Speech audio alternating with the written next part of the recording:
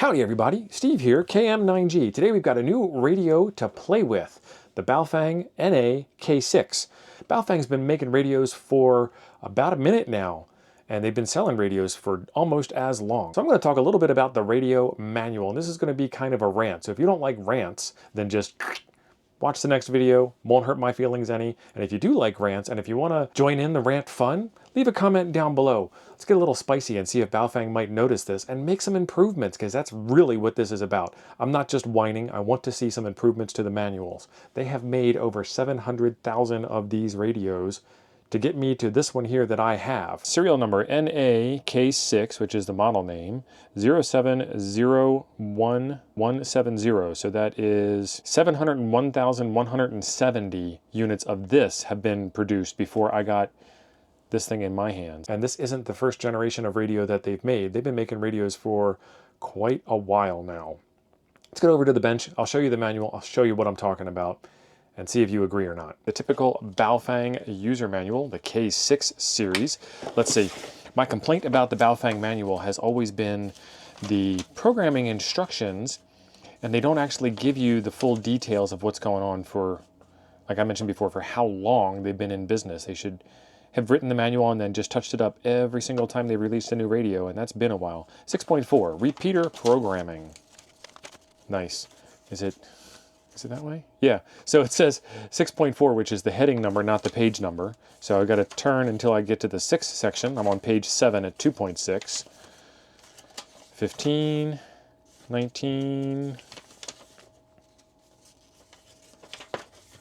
6.4, repeater programming. Saved to memory, so you have to see the section on manual programming, and then set up CTCSS. You have to see the section on CTCSS for details. So now I got to go back to the beginning. It's like paper is the most expensive thing on the planet. And I see nothing about CTCSS. Yeah, so see the section on CTCSS. Set up CTCSS. See the section called CTCSS for details. It ain't on this page. And it ain't in the table of contents. And there isn't an index. So there you go. The radio is affordably priced. It does radio stuff. It works out really well. The problem I have is that at the price point for this radio, you're looking at a brand new ham who probably doesn't know what CTCSS is. And that's not like, no offense, no shade, no nothing. What that is this product, they've sold, I don't know, probably 1 billion of these things by now. And CTCSS hasn't changed since day one. After a while, they should get a little bit better of a manual. This is more of a rant against Baofeng than it is against the hardware or whatnot. The company can do a better job writing the manual, is where I'm going with this. So if you think the manual is beautiful and targeted well for the specific target audience that is going to buy this radio, I mean, your well-seasoned ham is typically shunning Baofengs. So do you think your target audience of this radio is going to be able to understand how to program in CTCSS tones by looking at that manual? Leave a comment down below, let me know. We're going to take the channel off of rant mode and go back to normal mode, and we're going to try and do a whole bunch of tests on this radio in a video coming up in the future. So be sure you are subscribed for that.